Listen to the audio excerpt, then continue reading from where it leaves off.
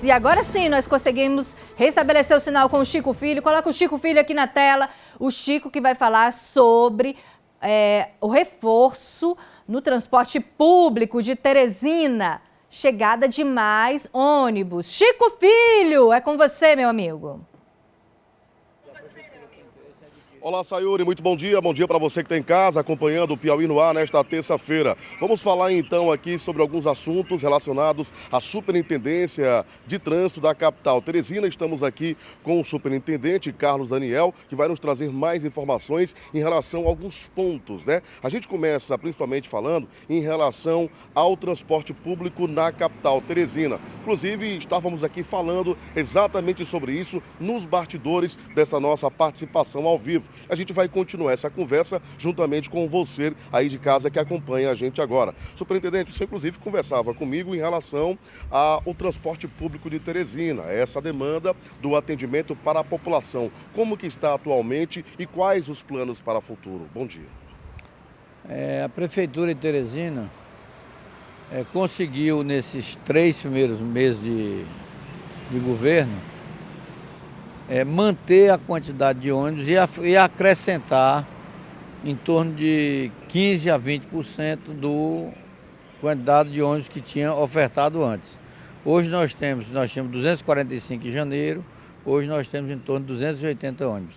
Então já houve um acréscimo em torno de 16%, 17% para manifestação, para uso da população. Vamos ver se isso se transforma em número de passageiros. Porque se não houver um acréscimo dos passageiros, é somente uma conta se assumir. Então nós estamos tentando, fiscalizando para que os ônibus rodem no horário, para que o passageiro tenha a certeza do ônibus circulando e que a gente possa ter uma maior demanda por esse tipo de transporte. Então, em relação à quantidade de ônibus que circulavam na cidade antes daquela grande crise do transporte público na capital Teresina, de que forma a S-Trans faz a avaliação? Ela já vem retornando ou ela precisa retornar, como o senhor bem estava falando, de acordo com a demanda da população? Isso da época da crise, da Covid para cá, nós tínhamos antes da Covid 400 ônibus rodando. Hoje temos 280. O que aconteceu? Nesse período, houve uma mudança no hábito do teresinense. Ele passou a operar com moto, com Uber, com vários tipos de aplicativos, até em companhia de outras pessoas. Então isso tirou do transporte coletivo grande parte dos passageiros que nós tínhamos. Nós estamos tentando fazer com que ele confie no transporte público e volte para ele, visto que é bem mais barato que qualquer outro tipo de transporte. Bom, a gente vai falar agora, superintendente, em relação à sinalização, onde as pessoas conseguem visualizar no próprio asfalto. Como que está sendo feito esse trabalho?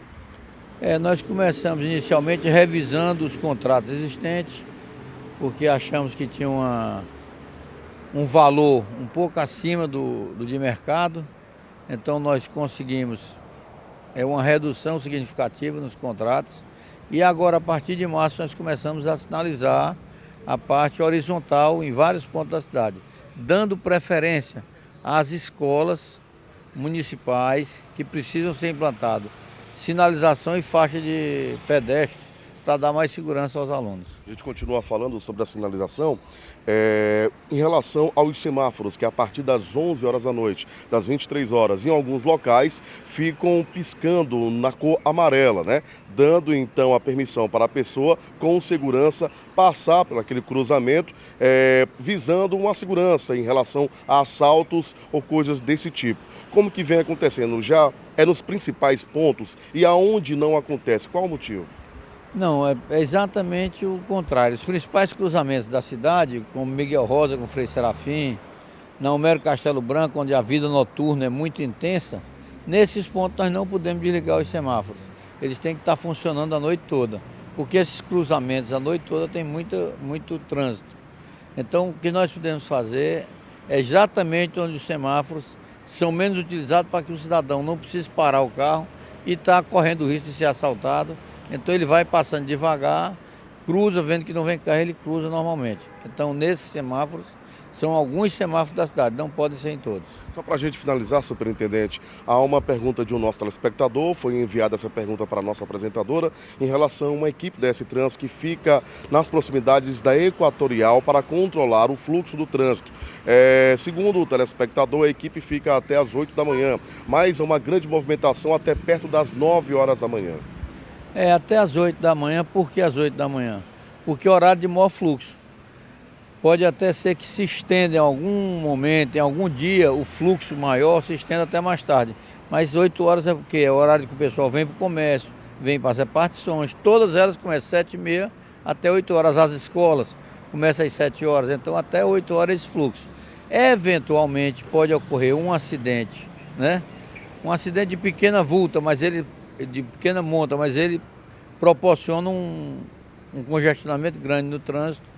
Isso dá a impressão de que a partir das 8 horas o fluxo é maior do que o previsto. Mas não, isso tem contagem de tráfego, tem tudo, até 8 horas é o horário principal em que existe o maior fluxo de veículos. Ok, muito obrigado ao superintendente da S-Trans, Carlos Daniel, que nos atendeu nesta manhã de terça-feira, nos repassando diversas informações em relação à superintendência para o nosso público telespectador. Mais informações sobre este e outros assuntos, você acompanha acessando o portal de notícias a10mais.com e aqui também na programação jornalística da TV Antena 10. Voltamos aos estúdios do Piauí no Ar, com você, Sayuri Sato. Obrigada, Chico Filho. Agradeço também ao superintendente Carlos Daniel pelas informações